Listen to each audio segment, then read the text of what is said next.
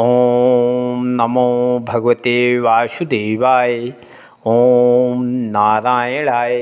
आज की कथा भृगुऋषीश्वर का लक्ष्मीपति की छाती पर लात मारना।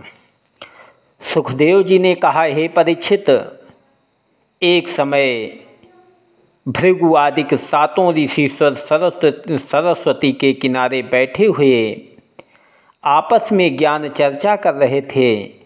उस समय कई ऋषीश्वर ने भृगु जी से पूछा कि ब्रह्मा, विष्णु, महेश तीनों देवताओं में कौन बड़ा है। यह बात सुनकर किसी ने महादेव को, किसी ने विष्णु को, किसी ने ब्रह्मा को बड़ा बतलाया। भृगु ऋषीश्वर ने कहा कि इन तीनों देवताओं में जो क्रोध क्षमा करके बुराई के बदले भलाई करे, उसी को उत्तम समझना चाहिए। सो मैं जाकर उनकी परीक्षा लेता हूँ। ऐसा कहकर भृगु ऋषीश्वर ब्रह्मा जी की सभा में गए और बिना दंडवत किए उनके सामने जा बैठे।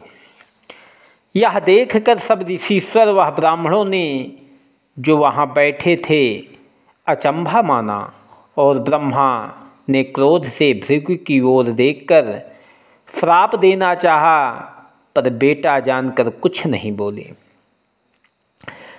पुत्र आपनो जान कर भय कोप ते शांति, प्रथम परीक्षा पिता की सुतलीन ही यही भांति।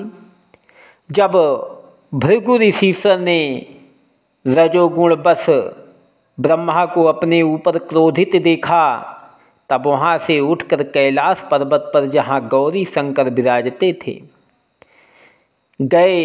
जैसे भोलानाथ ने अपने भाई भृगु ऋषीश्वर को आते देखा, वैसे ही खड़े हो गए और हाथ पसार कर गले मिलना चाहा।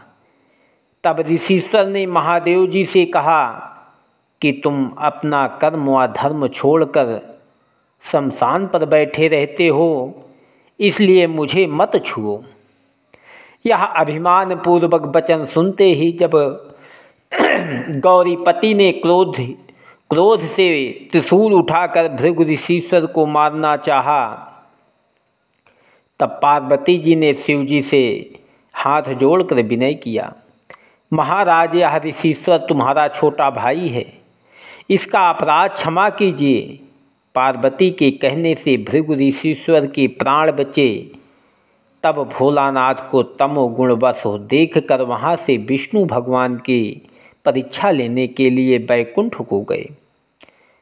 वहाँ बैकुंठ कैसा है कि जहाँ सूर्य व चंद्रमा का प्रकाश दिन रात बराबर बना रहता है, वहाँ सब पृथ्वी सुनहली व रत्न जड़ित है। 12 महीने तुलसी के वृक्ष, सुगंधित फूल व उत्तम उत्तम फल लगे रहते हैं। अच्छे अच्छे तड़ाग व बावली आदि बने हैं। उसके किनारे अनेक रंग के पक्षी बोलते हैं। जब भृगु ऋषीश्वर ने बेधड़क बीच महल में, जहाँ वो जड़ाऊं पलंग पर सो रहे थे और लक्ष्मी जी उनका पैर दबाती थी, घुसकर एक लात बाईं ओर छाती में मारी, तब वैकुंठनाथ नींद से चौंक कर ऋषीश्वर को देखते ही उनका पैर दबाने लगे और चरणों पर गिरकर विनयपूर्वक बोले, हे धीरजराज, मेरा अपराध क्षमा कीजिए।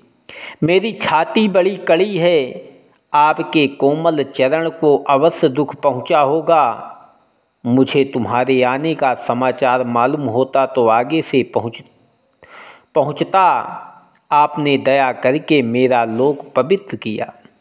यह जो लात मारी है, इस चरण का चिन्ह सदा अपनी छाती पर बना रहने दूंगा। इसमें मुझे कुछ लज्जा नहीं है।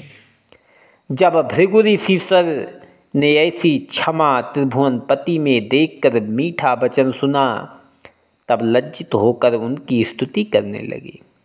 लक्ष्मी जी ने लात मारते समय मन में क्रोध किया था, पर वैकुंठनाथ के डर से ऋषिश्वर को कुछ श्राप नहीं दिया।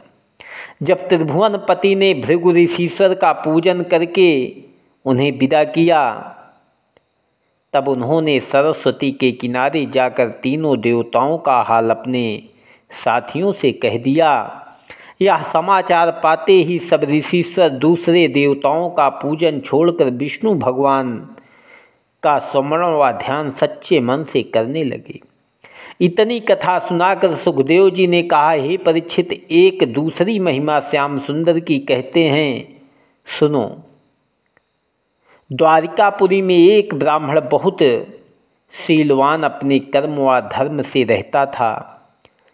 जब उस ब्राह्मण ने यह एक पुत्र उत्पन्न होकर मर गया, तब वह अपने बालक की लोथ राजा उग्रसेन के पास ले जाकर कहने लगा कि तुम्हारे अधर्म करने से मेरा पुत्र पिता के सामने मर गया। प्रजा लोग दुख पाते हैं। द्वापर में कलयुग का लक्षण राजा के पाप से होता है। वह ब्राह्मण अनेक दुर्वचन कहने के उपरांत मरा हुआ बेटा उग्रसेन के द्वार पर रखकर अपने घर चला आया। इसी तरह 7 बालक और उसके ब्राह्मण के घर उत्पन्न होकर मर गए। सो वह ब्राह्मण उसकी लोथ उसी तरह राजा के यहाँ रख आया। जब 9वीं बेर उसकी स्त्री के गर्भ रहा, तब उस ब्राह्मण ने राजसभा में जाकर श्याम व बलराम के सामने अति विलाप करके कहा, हे दीनानाथ, पहले राजा उग्रसेन पापी को धिक्कार है, जिसके राज्य में प्रजा दुख पाते हैं। दूसरे उन लोगों को धिक्कार है जो इस अधर्मी की सेवा में रहते हैं। तीसरे मुझे धिक्कार है जो ऐसे पापियों के देश में रहता हूँ, जिनके अधर्म से मेरे पुत्र नहीं जीते। तुम क्षत्रिय होकर ब्राह्मण का दुख नहीं छुड़ाते। जब उस ब्राह्मण ने राजसभा में खड़े होकर अनेक बातें इसी तरह कही और श्याम, बलराम, प्रद्युम्न आदि किसी यदुवंशी ने उसको उत्तर नहीं दिया, तब अर्जुन, जो उस समय वहाँ बैठा था, बाण विद्या का घमंड रखकर अभिमान पूर्वक बोला कि बड़े लज्जा की बात है, जो उग्रसेन महाराज कहलाकर ब्राह्मण का दुख निवारण नहीं करते। जिस राजा के देश में को ब्राह्मण कष्ट पाते हैं, उसका यश व धर्म नहीं रहता। ऐसा कहकर अर्जुन उस ब्राह्मण से बोला, हे धृतराज, तुम क्यों इतना रोकर दुख उठाते हो? इन दिनों राजा स्वार्थी होकर गो ब्राह्मण की रक्षा नहीं करते। तुम्हारे पुत्र जन्मते मरी हैं, तुम्हारे पुत्र जन्मते मरी हैं, पुर के लोग यत्न नहीं करी हैं। यद्यपि बहु योधा बसई नगर द्वारिका माही, तद्यपि विद्या धनुष की जानत को हूँ नाही। हे ब्राह्मण देवता, अब तुम धैर्य रखकर अपने घर बैठो। जब तुम्हारी स्त्री के बालक उत्पन्न होने का समय आवे, तब तुम मुझसे आकर कह देना, मैं उस बालक की रक्षा करूँगा। यह सुनकर उस ब्राह्मण ने अर्जुन से कहा कि जहाँ श्याम, बलराम व प्रद्युम्न ऐसे सूरवीर बैठे हैं, कुछ नहीं बोलते, वहाँ ऐसे अभिमान पूर्वक वचन तुम कहते हो, तुम्हारी क्या सामर्थ्य है जो मेरे बालक को मरने से बचाओगे? यह वचन सुनकर अर्जुन बोले, मुझे श्री कृष्ण, बलभद्र व प्रद्युम्न न समझो।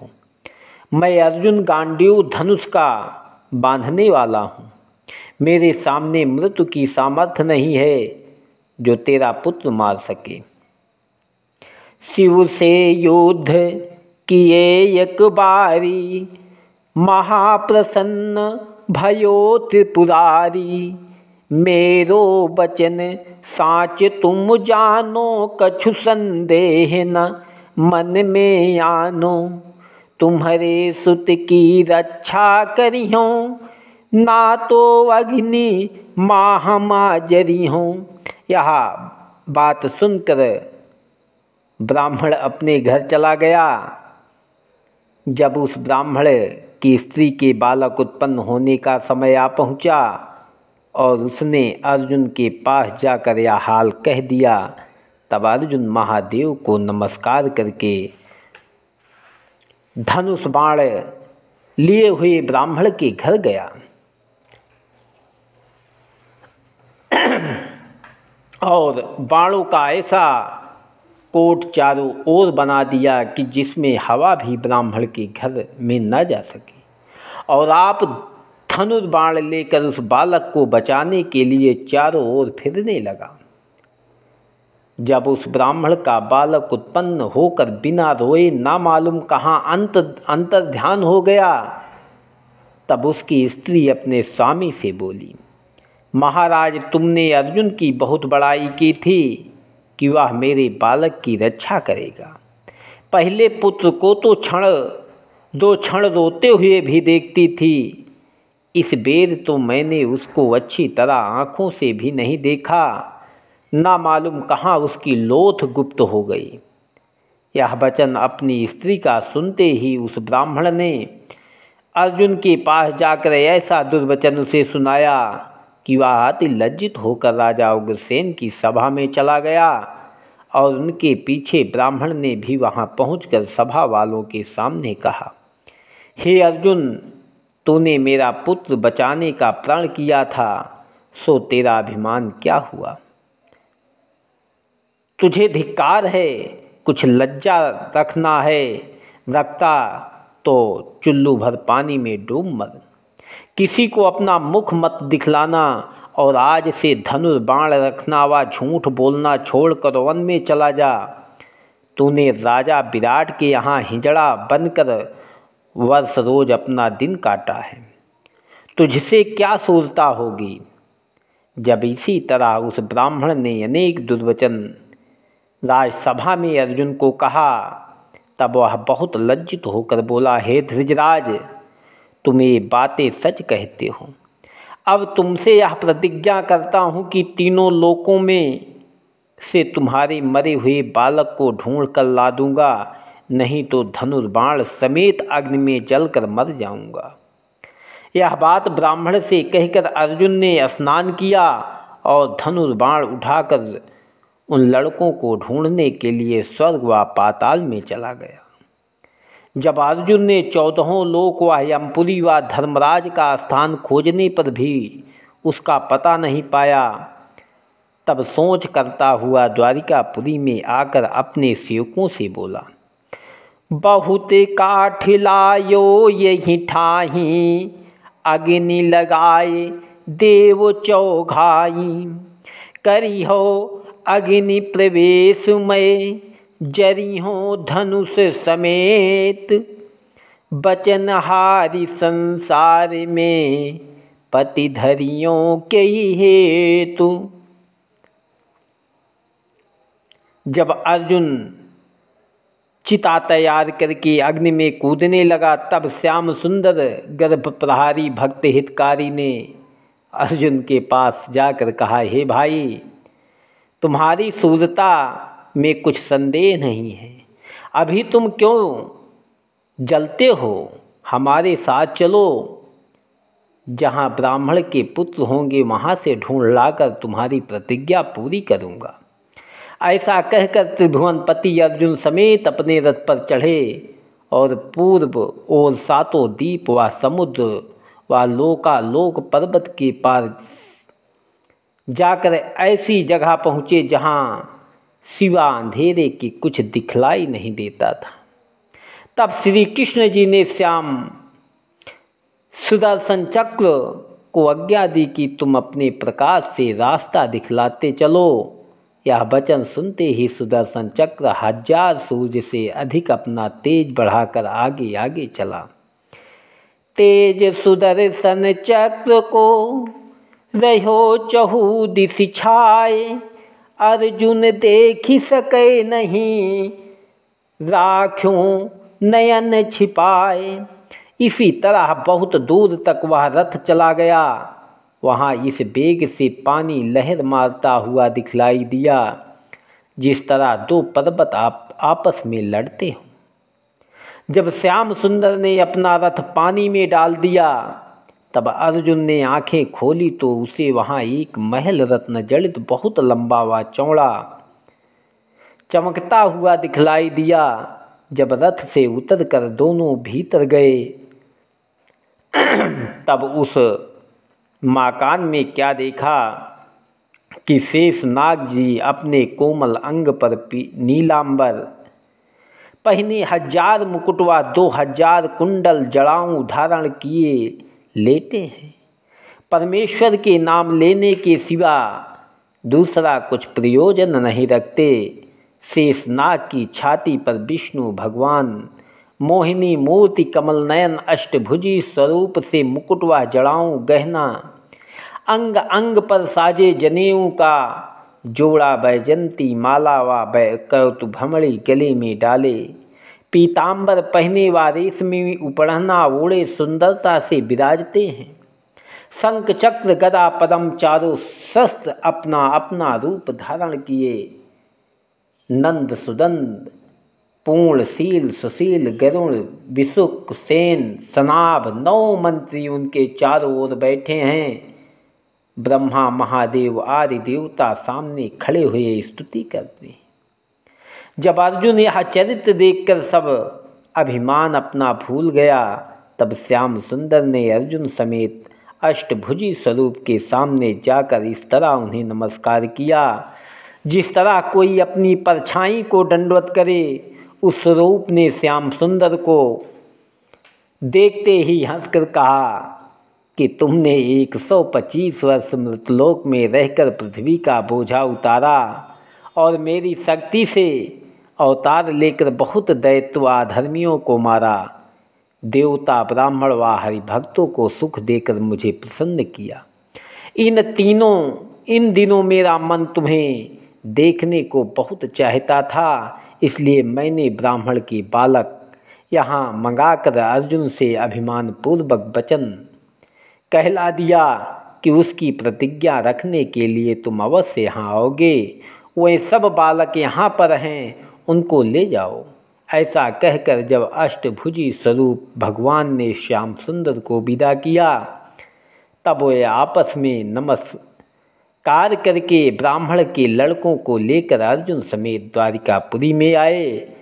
अर्जुन ने वे सब बालक उस ब्राह्मण को देखकर अपनी लज्जा छुड़ाई और अपना सिर मुरली मनोहर के चरणों पर रखकर समझा कि वसुदेव नंदन की दया से मैंने महाभारत किया था, नहीं तो मुझे क्या सामर्थ है जो कर्ण व भीष्म पितामह आदि वीरों को जीत सकता। इतना कथा सुनकर सुखदेव जी ने कहा, जो यह कथा सुने धैर्य ध्याना उनके पुत्र रहें कल्याणा।